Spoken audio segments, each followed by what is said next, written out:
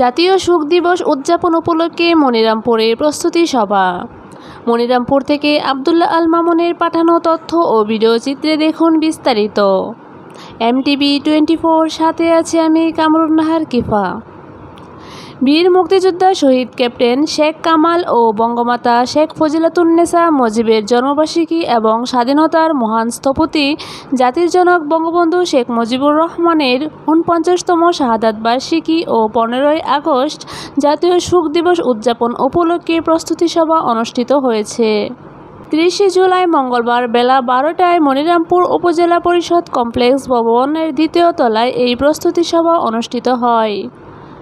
সবাই উপস্থিত ছিলেন উপজেলা নির্বাহী কর্মকর্তা মোহাম্মদ জাকির হোসেন, সহকারী কমিশনার ভূমি মোহাম্মদ নিয়াজ মাখদুম, উপজেলা চেয়ারম্যান আমজাদ হোসেন লাবলু, মনিরামপুর থানার ওসি ABM মেহেদি মাসুদ, উপজেলার স্বাস্থ্য কমপ্লেক্সের পরিবার পরিকল্পনা কর্মকর্তা ডাক্তার তন্ময় বিশ্বাস, উপজেলা কৃষি কর্মকর্তা ঋতুরাজ সরকার, উপজেলা মহিলা বিষয়ক কর্মকর্তা মৌসুমী আক্তার, উপজেলা প্রকৌশলী কর্মকর্তা বিদ্যুৎ কুমার দাস, সমাজসেবা কর্মকর্তা রুকনুজ্জামান, সমবায় কর্মকর্তা তারিকুল ইসলাম, উপজেলা ভাইস চেয়ারম্যান সন্দীপ ঘোষ, মহিলা vice chairman Jolly, Shyampur union পরিষদের আক্তার, ইউপি চেয়ারম্যান আলমগীর হোসেন বুজগাতি, ইউপি চেয়ারম্যান আব্দুর রাজ্জাক সহ উপজেলার বিভিন্ন দপ্তরের সরকারি কর্মকর্তা কর্মচারী ও বিভিন্ন ইউনিয়নের চেয়ারম্যান মেম্বার ও নেতাকর্মীবৃন্দ।